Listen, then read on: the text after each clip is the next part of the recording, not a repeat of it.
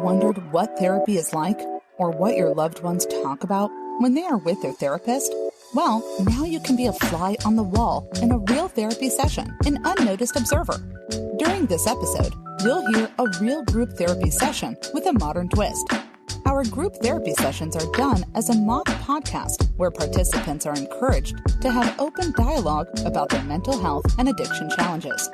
As an observer of this episode, we hope that you will learn something helpful for those among us whose struggles often go unnoticed.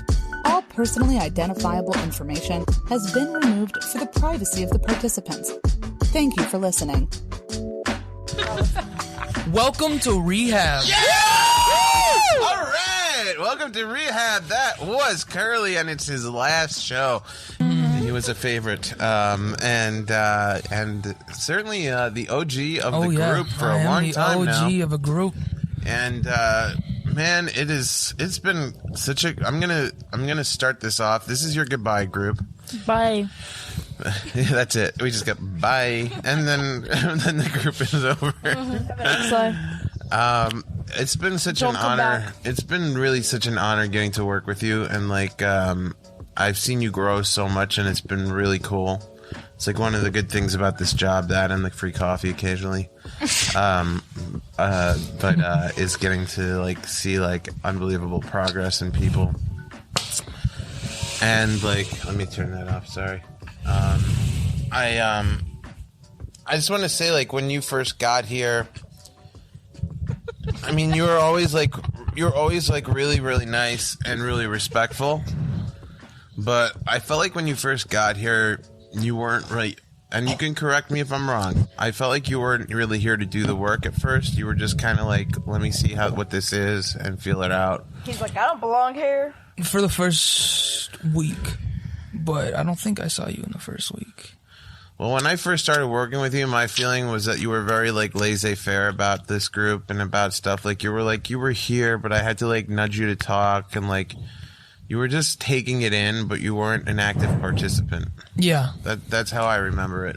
I wanted to feel it out first. Yeah. That's how I kind of am. You were a little skeptical. Mm-hmm. And I was like, I don't know if this guy's going to go with it or what. And I kind of let people breathe and see what happens. And then what happened with you was amazing. And you became such an incredible voice on this show. And I call it a show, on this group. But I can remember so many times when not only here's the two things that I really like to look for in this is when people are supporting each other, which you've done so many times. You've lent incredible support and advice, and I've learned from you. Mm-hmm. You've said stuff that's inspired me and opened my eyes to stuff. And then the other thing is I look for when people are able to talk about themselves. Because sometimes it's easy to talk about everybody else, but not yourself. And that came later for you. I felt first you went from zero participation to being able to support others. Mm-hmm. And then you started talking about yourself in later groups. Woo! And and that's been really, really cool to bear witness to that, And I say bear witness because I had the funniest experience. I'm going to just sidetrack on a tangent because I know you guys are going to love this story. Last night, I go with my wife to this vegan burger shop, okay? Because we're vegan during the week. We're vegan during the week. We eat meat on the weekends. But that's how we do it. So we go to this vegan burger shop. It's really good. And it's a long line. And here's the thing. I love the vegan philosophy, but I do not really click with my fellow vegans. They're just too cool for me. I'm not like that. Mm-hmm. They're all grungy and they're just not me, And they always have tattoos and piercings, which is fine, but it's just not me, And there's these two girls who are I guess millennial in front of me, and I just gotten off the phone with my brother who was talking about how so many kids just go to college and just waste the opportunity and just get wasted while their parents saved their whole life for that, and it's such a shame because they just blow the whole thing and they're just whatever, it's time to have fun, and meanwhile their parents didn't have fun for 30 years to make that happen for them. And so I'm like, he's like, then they all graduate with majors that don't get them jobs. So these two girls in front of me are like of the age of college grads. And I'm wondering like, how true is it? So I like asked them, I'm like, are you both college grads? And they're like, no, I'm in college and the other one wasn't. And I'm like, what are you studying? She's like, communications. I'm like, oh yeah, I studied that. That's a dead end. So I'm like, damn it, get a real degree, guys. Seriously. So I said to the other girl, I'm like, what about you? She's like, oh, I chose not to go to college. I'm an animal rights activist. I'm like, that's cool. Like, what do you do then? Like, she's like, well, right now we're protesting in front of a pig farm. Oh my God. And like, we're holding up signs and we're like, and she goes, and I bear witness every day to their murder. So that bear witness got stuck in my head. Like, she's like, I bear witness. I'm like thinking, what does that do? She's like, then we have these spray bottles and we spray the pigs to keep them cool during the hot sun. I'm like thinking, those pig farmers must be so grateful that they no longer have to take care of their pigs before they kill them because these protesters are doing it. But whatever. And I just like could tell this girl and I were not on the same wavelength. So sometimes what I like to do is kind of, I'll be honest, I just kind of mess with people just to see where the line is, to see, like, am I the crazy one or are they the crazy one? Yeah, because you bring your dog in Costco. Yeah. So I'm like, sometimes I'll act even more crazy to see if they, like, recoil and be like, that guy's too crazy. Or if they're like, oh, no, I'm on this level of crazy. And that's how I have a crazy barometer where I'm like, where does she fall on crazy? Am I crazy for thinking she's crazy or is she crazy? So I go, I'm kind of an animal rights activist too. She goes, really? How so? I'm like, well, there was this raccoon that was terrorizing my neighborhood and it was like eating everybody's trash and the whole neighborhood was up in arms about it. So I decided to be the one to do something and I went over to the raccoon. I made eye contact with him. I'm like, it's not cool, bro. I'm like, people are unhappy. I get it. You're hungry, but please go elsewhere. And the raccoon nodded knowingly like this to me. And then he walked away to another block and he never terrorized my block again. I made that whole story up, by the way. So she goes, oh my God, he totally read your energy. And I'm like, no, he understood English. She's like, he didn't understand. Like, maybe he understood like tones. I'm like, no, he was totally English verbal. I could tell he actually had a better vocabulary than I did. He really spoke English. She's like, that's amazing. I'm like, no, it isn't. That's crazy. You're the crazy one, not me. I figured it out. But maybe she was like, oh, this guy's crazy. I'm just going to go with it. I don't know. That's where my whole thing might fall apart. But I did tell a girl that I had a conversation with her. Oh, my God. Okay, back to Curly. I had to tell you guys that story. I've bared witness to your growth in this group. And that's been amazing. And that's how I'm going to kick off this goodbye group for you because what we're going to do is, as is tradition, when somebody's leaving the group, everybody's going to go around and share a memory like I did. My memory was kind of a scope of memories over time, but you can use one if you want. And then say something nice about Curly, give him a compliment. And then it's his job to internalize the compliment. So if you say, Curly, I will give you a real one, but let's just say, you're a great soccer player, because I don't know anything about that, so I'll throw it away. And then, so then he would say, thank you, I'm a great soccer player. And then everybody would say, yes you are. So that's how we do a goodbye group. You share a memory, you say a compliment, you internalize the compliment, and then we validate it. So I heard Shakira said she wanted to start, but I'm going to just finish mine because I already started with the memory, and I just want to give you a compliment. And my compliment to you is that you have an unbelievable strength in being able to help other people. And I see it.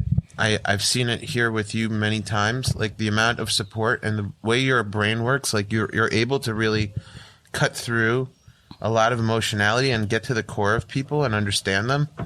And I always have been really impressed by that about you. Like you really can see like right to the core of the thing, and you can very clearly and succinctly articulate good advice to people.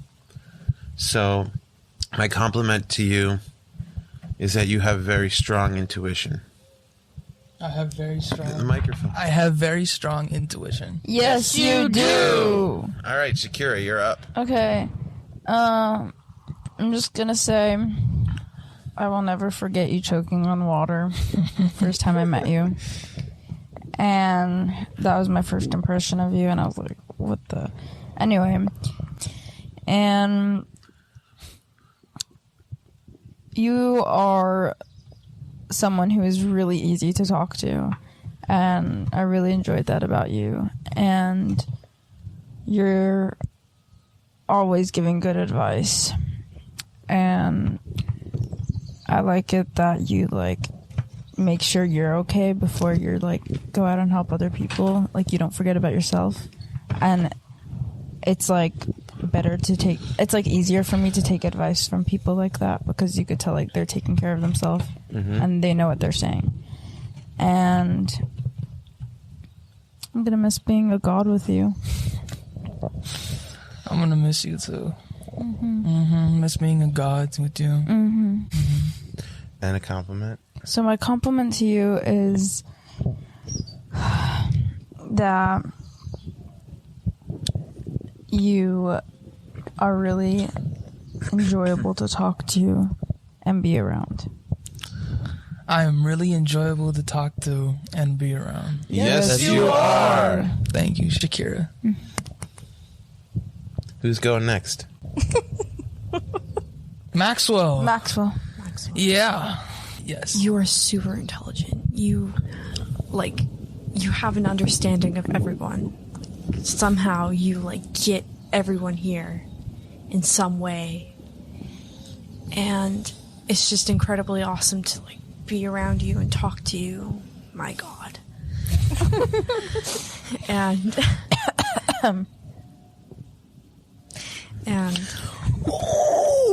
it's just, I don't even know how to put it into words. You're just so amazing to be around. It's incredible how you can connect to other people without even knowing them. Thank you. So my compliment to you is you are extraordinary. I am extraordinary. Yes, you are. Wow. Thank you. Wow. Okay. Just like to start off saying, Don't cry. I've known you the longest, so kudos to me.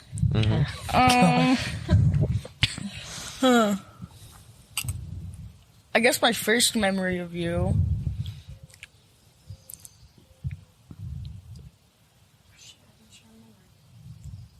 your hair. I like your hair. And I don't know, you're really nice and smart, and you're easy to mess with, but you don't act out like I thought you were going to. So my compliment is you are hardworking. I am hardworking. Yes, you are. Thank you, monkey. Alright, so my first memory with you, I guess, would just be playing basketball. And I don't know, I really bonded with you through that. And I just really hate goodbyes. But I just want to say you've been a great friend, and you've helped me through a lot with your advice and stuff, even though it may not be directed at me. Yeah. I've still heard you say the advice, and I've taken it, and I appreciate that. Thank you. It's been good being your friend, man. I'm gonna miss you. I'm gonna miss you too. I'm gonna miss you. I'm gonna start crying now. Yeah, me I'll too. miss I'm all getting of all you. emotional. Yeah. I hate goodbyes too. Especially because, Curly, you've been in the group the longest. I feel like it's really hard to say goodbye to you. But you have to give him a compliment too. You are amazing at giving advice. Thank you. I'm amazing at giving advice. Yes, you are. Gosh, I mean, it is really hard to say goodbye, and this is an interesting thing being in the rehab, because it's this phase of your life that it's hard to say whether you love it or hate it sometimes, and it's almost like summer camp, but everybody in the camp is relatable. you know, and like you guys really get to know each other. And you don't get relationships like this anywhere else in life, guys. Like, this is the deepest, like, except maybe like when you get married or something, but like with like friends, you just don't hear everybody's stuff like you do in rehab. Like, you really get to know each other on such a deep level here. And it is, you know, it's an overused term, but a safe space, you know, like it is a safe space. As in, you guys are non-judging each other. Like, you're here to support each other. You're here to love and care about each other. And you don't really get that. Like, you go to work, like you know, one day or whatever. It's not like everybody's just like, we're all here to support each other and love each other. Like, I've been a comedian for a long time, and I learned, like, I grew up in it. You know, I started when I was 15. And so, like, a lot of my growing up took place in this community of freaks and weirdos called the comedy world, you know? And I learned a lot of life lessons from it. I made my mistakes in it, too. It's like, that's kind of one of the bad things about growing up in it is, like, people still remember me from when I was, like, a crazy teenager. And, like, you know, whereas somebody who started when they were, like, 30, like, nobody remembers their crazy stuff, you know? But my point being that one day I was talking to my friend and we were doing a podcast together, and I was like, you know, she's like described all the other comedians as her coworkers. She's like, you know, we're all just like coworkers in this company, but nobody hired us and nobody fires us because, like, comedy, you just hire yourself. You're just in it until you decide you don't want to be in it. If that ever happens, then you just leave. But it's not like you could be fired because you don't really work for anyone. It's not like you could be hired because you don't really work for anyone. So she goes, we're all just like coworkers in this company that you know, nobody runs. So I was like, that's such an astute way of looking at it. Like, I always thought that everyone was supposed to be my friend, and then I'd feel burned when they weren't. But I was looking at it all wrong. We're just coworkers. We're not all friends. Like, I used to think all comedians were supposed to be friends, and then when people weren't like my friend early on, I would be like, what a jerk. But it's like, we're not all friends, we're just all coworkers. And that really was an interesting distinction for me to realize the difference between friends and coworkers. Like, coworkers are just people who are assembled together with a common interest in the work, but not necessarily in each other. Whereas friends don't necessarily have a common interest in the work, they have an interest in each other. So most of the time in your life, whether you're at a job or not, you're surrounded by coworkers. Like, the world is a big co-working space if you look at it like that, you know? That's one way to look at it. The world is a big co-working space. You know, there's like these joint office spaces. Have you guys ever seen them where like people just rent like a few cubicles? There's like 30, 40 companies or more under one roof. It's a little microcosm of the world because even all those people go to the same place to work every day. They're all working for different companies. And even though their desks are next to each other, one of them could be selling like life insurance and the other one could be working with kids in Africa. You don't know what's going on in each cubicle. And so everybody in this world, on some level, whether you work in the same company or you're under the same office space, as in a city, as in a state or a country, you're all coworkers.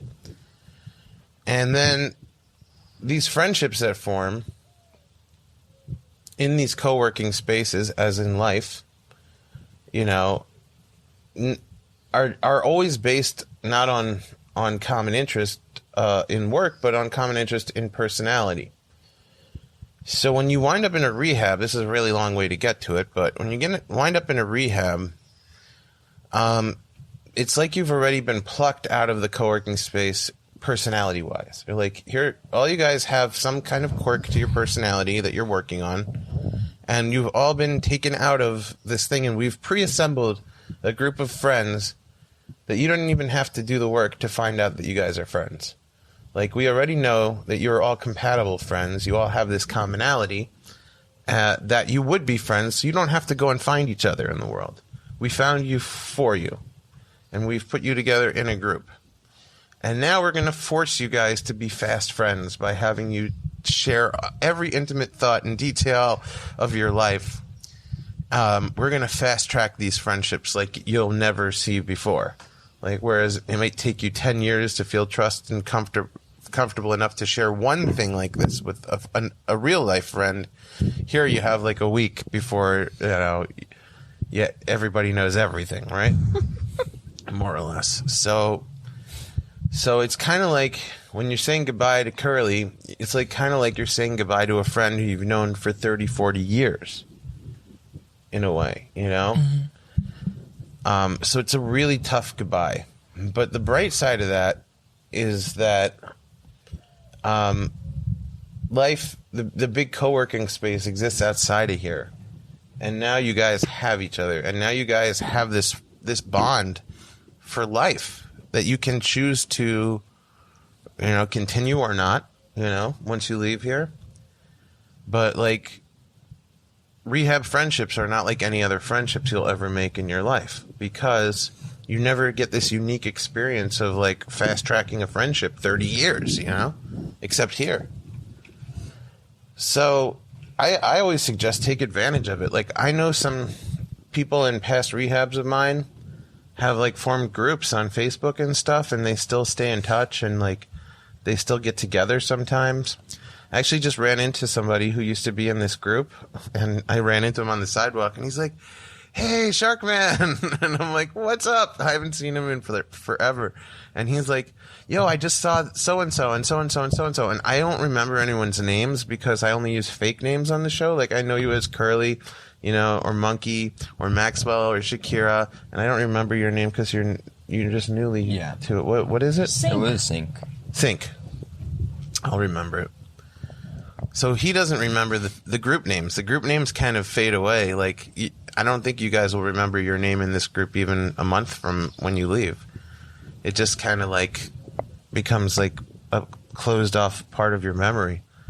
So, but he remembers everybody's real names. So I don't know who he's talking about, but I just know that he means people who are in the group, And I was like, that's so cool that he's still seeing them all and keeping in touch. And I think that's a great way to go, because these friendships are really meaningful. And like, you guys do have this whole world out there to face when you leave. And it's good to know that you have people who have like been through it with you together, that you can like reach out to and be like, "Hey, what's happening? Like, how's life going for you? Like, how are you handling things?" Like, it is a support group. You don't realize it, but the greatest gift that the rehab can give you is they've just given you guys super close friends if you want them, for life.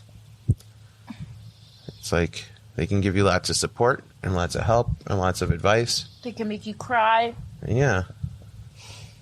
But what you really wound up with is some really unique, deep relationships and friendships here. So, when you got emotional, we all got emotional. I got emotional.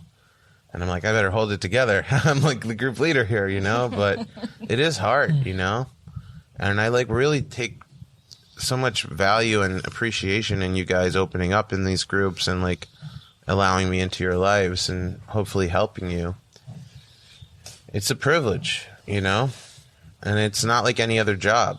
It's not like any other job you do, because, most of the jobs you do, you get paid. It's good, but like, do you really feel like you've done anything? I don't, like when I come here, I feel like maybe I actually helped somebody's life, and that's huge to me, and you guys give that back to me as well, I've grown so much in these groups over the years and over the groups that I've had with you guys, and it's really unique and special. So I just want to thank you for being vulnerable, and like for like saying what we all were feeling, because like we're all like right there. I feel emotionally, Curly leaving, like we're all kind of like trying to like hold it together, like, hey, yeah, we're cool with it. It's not like affecting us. And then you're like so honest about it, and then it brought it out of every one of us because we were all like just right there with you. No, I'm not gonna cry. Yes, you are. But it definitely, like, it was right on the surface for all of us, and you were the one who was like brave enough to be like, no, this is really how I'm feeling, and then it took less than a second for us all to be like right there with you, and it's tough. Do you want to talk about it a little bit? Because I would love to hear what you have to say on the topic of saying goodbyes. I just get really emotional with the goodbyes because I've had so many. But I don't want this to be a goodbye. We should leave each other's phone numbers because my mom said she would definitely fly me out here. Yeah. Yeah. Definitely. Yeah. Who are some of the people you've had a hard time saying goodbye to over the years? Well, one of them I didn't really get to say goodbye because he killed himself. But Your dad? Two of them I didn't get it. Two of my friends didn't. I didn't get to say goodbye to because they killed themselves. And I've just had to say goodbye. Like coming here, I had to say goodbye to date my best friend. Like, but that was like temporary. But I just like I've had people move away. My best friend, when I was in probably 6th grade, he moved to Australia. I've just said so many goodbyes, and it's so hard. Yeah, man. My best friend around the same age moved to Israel, and it was so hard because I felt like we were like the only two like oddballs in our class that like got each other, you know. And then I was just alone when he left. It sucked. And having friends kill themselves is horrible. Yeah. My little brother's best friend killed himself. And it took him years to sort of put his life back together after that. They were on vacation together. And his friend committed suicide when he went. The 3 friends went to Miami. And him and his other friend went out. And they came back and the 3rd friend had killed himself. Which is horrible. And they felt responsible because they left. And he was like, no, I'm good here. And they didn't pressure him to come out. And it obviously was not their fault. But it's so hard to recover from that because you feel like there's something you could have done, you know, and there isn't. There isn't anything you could have done. Yeah. What was the nature of, if you don't mind my asking, the friends of yours that killed themselves? What was the nature of those friendships or relationships? One was I wasn't as close to him, but it still like really got me. Like it ruined my middle school experience. Like he wasn't as close, but like I still played football with him. I was in sports with him. I knew his dad. And then the other one isn't really. I counted him as a friend. She's not really my sister either. It's her son, but he was really struggling with everything, and I kind of knew one day this was gonna happen because he was like addicted to heroin, and it was really bad. But I loved him, and it's so hard. Yeah, I totally get that. And like I was the only one to ever stand up for him. Like, hey, don't be mean to him. Like he's having a rough time, and like the rest of the family was just saying all these horrible things about him, and it hurt. Yeah.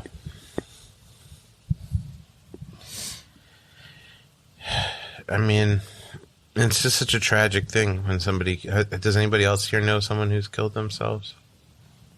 You do? You want to share? Well, I didn't like he said, like we weren't really close, but like I knew her. But it didn't like really hit home because like I didn't know much about her, but it like still sucked because like no one wants them like other people to kill themselves. Yeah. No one wants that for someone else. There was just like, I didn't know her. She was like quiet. I was in high school. I was in like 9th grade. She was in middle schooler, like 7th grade. This sweet like little girl, like so nice, right? Everybody said she was like so positive, like. And then she committed suicide, and that was just like the whole school just like stopped. Like even people who didn't know her, just everyone stopped because it was just like shit, you know. And then the same year, another girl died from cancer. It's a difficult loss. You know, sometimes when somebody kills himself, it hits us so much harder than if somebody dies a different way, you know? Yeah. And it is a cause of death, you know? A cause of death, it's not in our hands. You know, somebody gets killed in a car accident, that's not in your hands. And if somebody's at a place where they want to kill themselves and they act on it, it's also not in your hands, you know? But for some reason, the second time, like, we feel it is. Maxwell, what do you want to say? No? Am I wrong? I mean...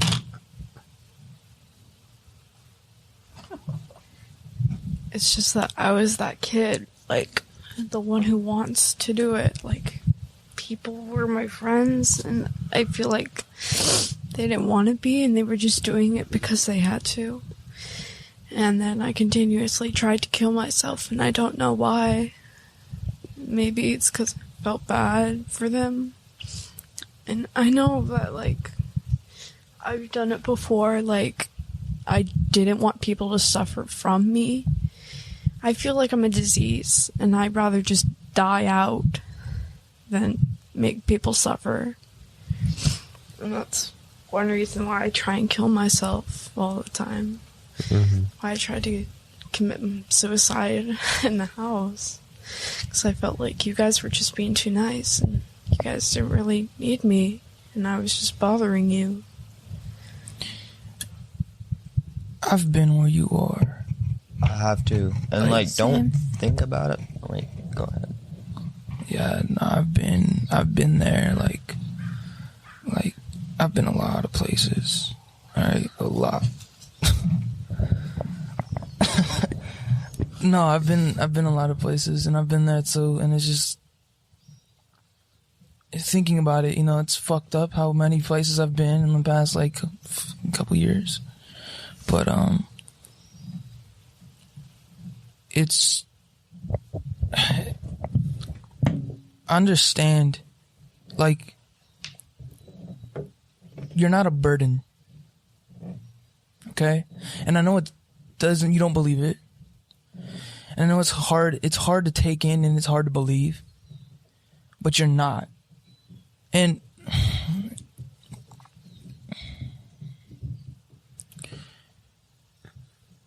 you have such a great personality. I don't want you to go. Okay? Like, nobody here sitting at this table wants you to go. And it's not just for the reason that they don't want someone to commit suicide. It's for the reason that we all care for you, and we all love you, and we all love your personality. I mean, you're like, special. You're so funny. You're so amazing. Like, I don't want you to... it makes me feel bad that you feel that way, because I've felt that way before, and it was really hard, and, like, I don't want anyone else to feel the way I felt. Like, it sucks really bad. You're someone special. Yeah. Okay? Extraordinary. Everyone sitting at this table is someone special. Everybody. Okay? Not that being in rehab makes you more special. It's not that. It's you came here because you're someone special. Your mother, your family, they sent you here because you're someone special. And they didn't want you to fail. Like, they didn't want you to fail, so that's why you're here. You're here to work on your stuff, and so you can go home and have a happy life with your family, because you are very special. Do you feel like... Why do you feel like they sent you here? I don't know.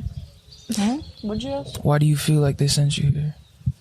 Wait, what? To get help. But part of me also feels like just to get away. So why would your mom call? You feel like they sent you here. I could be wrong, but I feel like you feel like that they sent you here because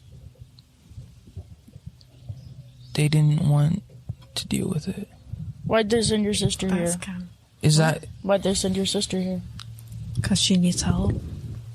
They want her to get better. they want you to get better? They really want it for you. They really do. They searched for this place. They found this place. They really want this for you. They really do. You came from another residential, right? Yeah. And they sent you here. They was like, oh, this is a better place. It's a much better place. And like, if they didn't care, like, they wouldn't have done that. They would have just left you at that other place. But they found this place because they know you were worth the kindness and everything that this place has to offer. The fighting for it. And I bet they Yeah. tried the best they can to get you into that other place, right? I mean, Yeah. it's people care for you, and it's not that they have to. It's not that because they they have to want be to. there. All right, it's not that they have to give a shit. It's because they really do care. They really do care about you. It's the want. It's the want that they have for you to get help. It's the want that they have for you to be happy. And they want not just you to be happy, but for you to want it. They want you to want to be happy. They want you to want to get help. And I know that you want it. I can tell that you want it. And Or else you would have AWOL'd probably. What'd you say? You probably would have AWOL'd by now. Me? If you didn't want the it. help. it's not just about that. It's just like, Well, no, but like, but no one's just gonna stay here and not take any of the help. I know what you're saying. Like, like people would have leave. People Yeah. would have They would have done extreme measures just to get out. extreme measures. Yeah. And And you always say, you're like, I'm so glad I'm here. Like, I wish I could be home, but like, when I come home, I'm gonna be so better. That it's is so an worth amazing it. way to look about it. Like, and I know it's like you might be told like they don't want that, like, or people will feel like shit. Imagine what they like. It's not about the other people. It's not just about the other people, what they're gonna feel if. It's not about what they're gonna feel while you're going through this. All right, it's about you. It's about you.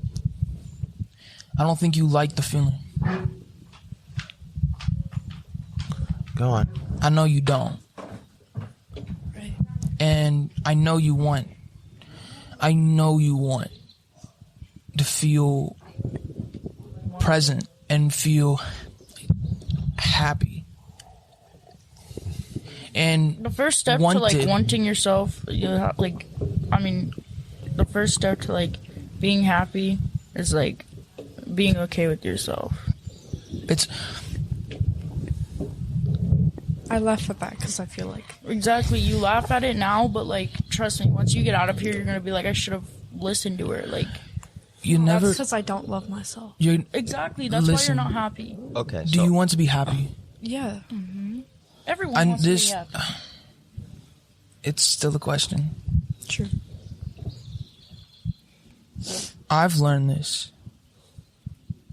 You're never truly gonna be happy until you're okay with yourself, until you love yourself. Just like Monkey said. And that smile on your face, and you're so interesting, and you have this like such a unique personality, such a unique sense of humor, a taste in music that is incredible. Like, I love people who have different tastes in music. Like, it's you have so much about you that everybody loves. But you have to love it yourself. Okay? And it doesn't happen overnight. Everybody tells you that. Everybody tells you that. It does not happen overnight. It did not happen overnight for me. It took years. It took fucking years. But I got there. Right? In the process, it may seem like it's going to be painful. It may seem like it's going to be like a shitty ride to loving yourself. But it's really not. Once you get it, once you just start that, once you start that drive to like loving yourself, once you get on that road, it's just gonna start feeling better. Are you or someone you know looking for treatment options in Los Angeles? The Los Angeles Outpatient Center is an adult clinic specializing in mental health and eating disorders. Located in Culver City, California, LAOP offers day and evening programs to accommodate individuals' busy lives and treatment needs. Each treatment plan is individualized and includes both group and individual therapy sessions and daily free nourishing meals. Most major insurance companies are accepted, and their program specialists are there to help you every step of the way. Learn more at laopcenter.com or by calling 888-928-3805. You keep going forward on the road, and then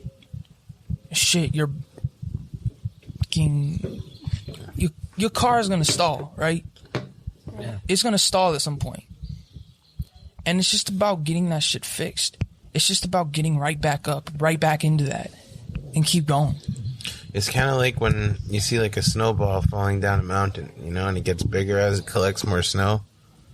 It's the same thing about depression, and it's the same thing about happiness. It's like the same thing on both ends. Like whatever you're in motion doing, you collect more and more of it. Like what Curly just said. Mm-hmm. Like, so if you're on a bad track, the more you go, the worse it gets. You know, you collect more and more.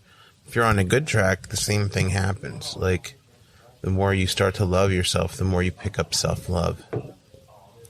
You remember last week I was talking to you guys about just being good with yourself, being like the main core of it all. It really comes down to that, like, and like Maxwell, like, you said that sometimes you feel like you're a disease on society, and like, first of all, I want that disease. It's so sweet. It's true. I mean, you're not in any way a disease, but rather the opposite. It's your brain is like, you ever remember Opposite Day? Like, your brain is kind of stuck in opposite perception. Like, what you think is bad is probably good. What you think is good is probably bad. Like killing yourself, you think it's good, it's bad. You know, you think you're bad, you're good. I think it's the cure. Yeah. But the cure is for you to be here. It's not your fault, it's theirs. When I met my wife, and she was my girlfriend, you know, she moved in with me. That's how it starts? Yeah, it started like that. God. Monkey's in such a funny mood today. Like, I mean, like, I used to live across from an Ecuadorian gang. Like, they were like a legit gang. Oh, and cool. It was not cool. I mean, not cool. Because it was like they would get into lots of violence in the building, and it was scary. And that's kind of cool. Did you ever like videotape it? You're like, and you left Brooklyn, and it took time to leave, right? Yeah, it took time to leave, but going through that time, it only got better because you saw where you were going to go. You saw everything, and everything kind of came into play. Like, oh, now you have a view of where you're going. Oh, now you're actually going there, and then you're there, and then it's like a board game. You start, and then you finish. You may go backwards, but then you'll ultimately go forward. And I was thinking about something. I was just like, you feel like you're this disease. You feel like you're this. You feel like it, but that's messed up. Yeah, but you're not, all right? You're just you. And people are just people, okay? It's so common to hear this, but it's like, just focus on you, especially while you're here. Keep that focus on you, right? Be selfish. That's what my mom tells me. My mom tells me, be selfish. You know what? It is hard. But guess what? Do it. I'm going to tell you a quick anecdote about what these neighbors that I brought up. The Ecuadorian gangster who I became friends with, one of the main gang members. You became friends with him? Yeah, for a while. Did you not know? No, I knew, but he was my neighbor. You have to, you want to be friends with the guy. You didn't want to get in trouble with right. them. Will you be my neighbor? So my girlfriend, who became my wife later, moved in with me, and he's like, you gotta break up with her, yo. I'm like, why? He's like, she's too much on the good side of things. And I was like, that's one of the moments when I knew, I'm like, oh, I better stay with her. Like, if this guy who's actually like a pretty bad guy is telling me that she's too good, like, I was like not looking for good in my life. And that's why I was also like uncomfortable at first in the relationship, because I was with somebody who was good. And I was like, and like I said, you're good is bad, you know, like everything up is down, you know? So bad is good? Like your brain, when you're an addict or, you know, you're unhealthy, and it starts to see things in opposite perception of reality. Like cutting yourself, pain feels good. Pain is comfort. You know, like everything is like, I mean, for some people, yes, like things that make healthy people feel bad make unhealthy people feel good. So when And I you're still get those feelings. yeah. So because you still have work to get healthy. I still have work. We always still have work. Yeah. I still get those feelings, and then I tell those feelings to just in the corner. You used to not be able to tell them that. I mean, Yeah. you're on the right track, and like I said, it will snowball in a good when you're on a good track. And Maxwell, it's so important to know, like, when your brain is unhealthy, as it currently is, things that seem like healthy choices are, your brain is unhealthy. So a healthy choice for an unhealthy brain is an unhealthy choice for a healthy brain. So like perception is reversed. You feel like you're a disease. You're the opposite. You're a cure for society. You are what we need. Like, It's just so hard to see. it's hard to see because you haven't made this switch yet. You cured my broken soul. It's only hard to see because you haven't made that switch yet. And just like, remember the movie Captain Marvel, where like she was like dealing with her emotions and she just couldn't get back up, but then she remembered all the times she did. got back up. Yeah. And like, just imagine like how powerful and like you can be with yourself, like if you keep getting up. Hell, you'll turn into Captain Marvel. Hey, That's a really good. I love movies, man. This is why I love movies, right? I love movies, you know. And Me too. you think, again, call me if I'm wrong on this, but I feel like you think that life is, it's boom, it's here, it's stopped, it's not gonna get better, may not even get worse, but it's done. It's just where you are is where you're going to be for the rest of your life. So what's the point? That's exactly what my stepdad said. And he's like, what? Where's your Just stepdad reminding him the now? language. He's probably in jail. Exactly. But look, that's not true. I know. That's not true, and you know it. So tell yourself that's not true. You're listening to the monster. And by you like telling yourself that, you're letting him have power over you. Oh, Shakira. What? You gotta take this advice for yourself. Really, dude. And then Yeah. life will only get better. If you see it that way, it will get better. If you see it negatively, you'll just keep living in that negative mindset, so nothing will ever seem better. And think back to all the times that you got back up. Think back to all the positive things that you've done. Think back to everything that you have done good. that's what's really helped me here, because back at home I'd only think, oh, I am a terrible person, I did this to my parents, I did that, but when I got here, I was just like, I chose to like start looking at the positives, and I've been the most happy I've ever been in my life, if I'm being honest. Like, It's amazing. Live I've with the never positive. been this happy. I'm always this angry person that wants to fight everybody and beat the living crap out of someone. Fight I me. don't like being like that. Right. You know? That's kind of why I'm scared to go home. Live with the Yeah. positive and learn If from the you're negative. okay, you'll know how to handle Yeah. every situation Make sure- that comes your way. Maxwell. Just like work on yourself. Like sometimes you have to be selfish, and especially in this setting, you have to in this setting. Like, My mom you told me, need the help. I come here, I have to be selfish. If I'm not selfish, I'm not going to get anywhere. Also, Exactly. Maxwell, just imagine that you sign up for the military, right? and you go in and you're like, I have no idea how to fight. Then you go through the whole military training, but then they don't send you to war. They just send you home. Are you coming home the same as when you left? No. Like, you have a whole new skill set. You know how to fight now.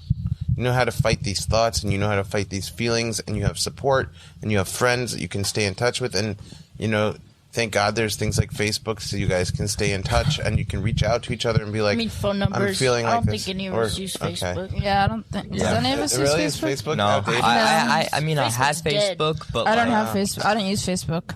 That's kind of cool, too. We all use phone numbers and Instagram. yeah. I and like that it's Snapchat, kind of but- going back. Snapchat. It's kind of going back in reverse. Snapchat. Like, phone numbers is like when I was a kid, and then it became Facebook, and now it's back to phone numbers. Does everyone hear of Oh, Snapchat? it's hilarious. We should make a Snapchat group.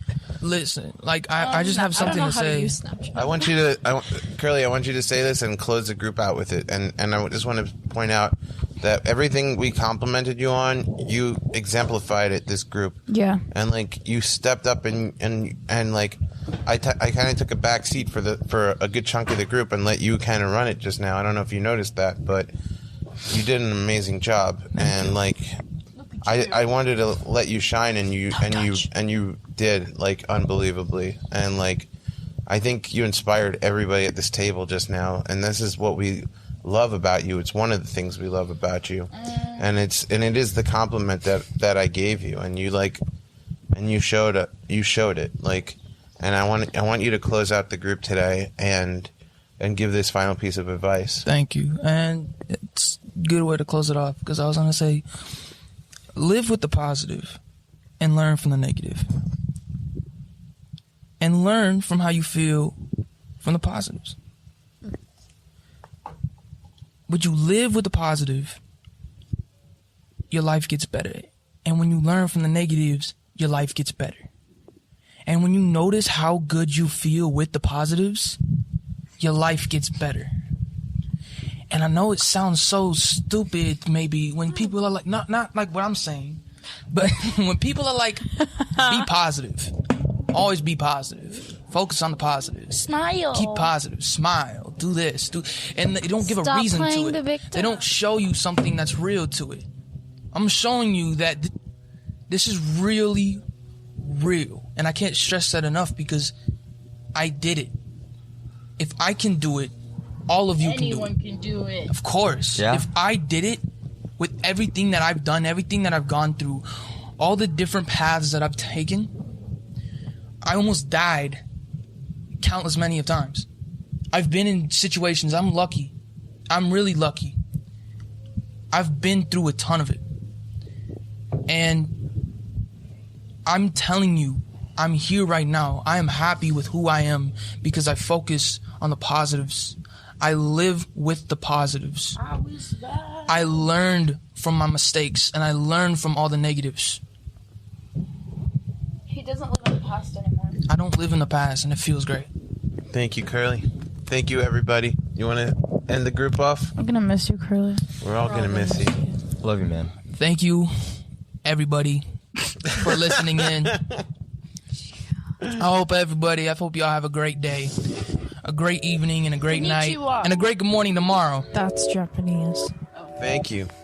Peace. Love all you Miss guys. you, Curly. Bye. Bye.